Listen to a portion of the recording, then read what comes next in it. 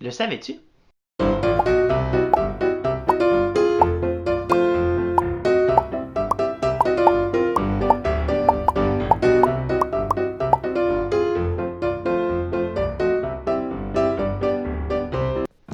La bière, signe de convivialité, de réconfort et présente sur tous les continents du monde, aurait vu le jour, ou plutôt son ancêtre, 12 000 ans avant Jésus-Christ, à Jéricho, en Palestine.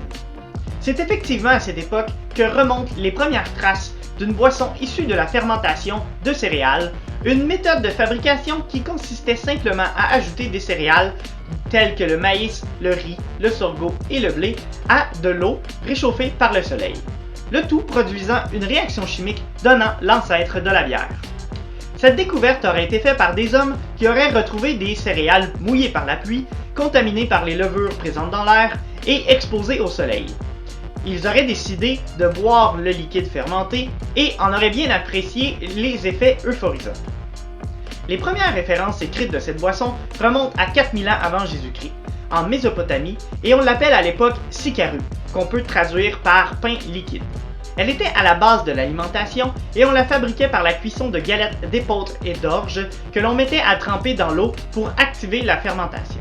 Elle pouvait ensuite être assaisonnée avec de la cannelle, du miel ou toute autre épice. Sous l'Égypte ancienne, la bière est une boisson divine, préparée par des femmes et servie par des prêtresses. Ses usages thérapeutiques commencent à se multiplier et elle devient aussi monnaie d'échange. Dans la Grèce antique, on reconnaît encore plus la bière pour ses vertus médicinales. Les Romains la brassent en quantité pour les légions, mais eux sont plus de grands amateurs de vin et le préfèrent à la boisson du pauvre. Elle devient par contre la boisson préférée des Gaulois, des Germains et des Celtes. Pour les Gaulois, la bière, nommée cervoise en l'honneur de Cérès, la déesse des moissons, est une vraie potion magique. Ce sont d'ailleurs eux qui ont inventé le tonneau afin de mieux contrôler la fermentation et le stockage de la cervoise. Soulignons aussi la grande place de la femme dans l'histoire de la bière. Ce sont elles qui sont en charge de la production domestique. Au Moyen Âge, les choses changent. On donne à la boisson son nom actuel, bière, qui deviendra bière et qui sera prononcé de façon officielle pour la première fois en 1435. Son nom est d'ailleurs un dérivé du latin beber, qui signifie boire tout simplement. Charlemagne, souciant de la qualité de la bière, il confère le monopole de sa fabrication à des experts, les moines. Ce sont d'ailleurs les moines qui sont à l'origine de l'utilisation du houblon dans la fabrication de bière au XVIIe siècle. C'est ce qui ajoutera cette délicieuse amertume à la bière. À l'époque de la Renaissance, la bière devient populaire et en France, elle devient codifiée, réglementée et fiscalisée. Elle peut être fabriquée seulement par des maîtres brasseurs avec du grain, de l'eau et du houblon. Vient ensuite la révolution industrielle qui marque un tournant décisif dans l'histoire de la bière. En 1842, la découverte du froid industriel apporte la première bière de fermentation basse.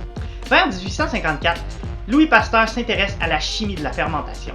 Et en 1857, la pasteurisation permet enfin de résoudre le problème de stabilité de la bière ainsi que son manque de qualité.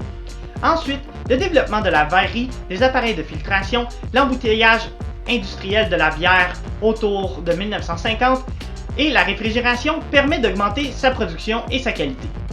De nos jours, la production de la bière est plus variée que jamais.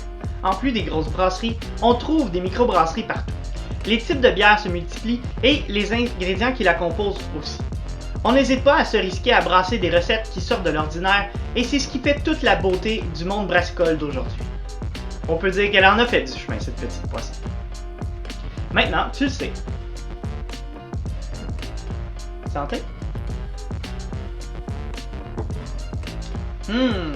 Équinoxe du printemps, une Scotch Ale à l'érable de la microbrasserie Dieu du ciel. Parfait pour le temps des sucres. À la prochaine!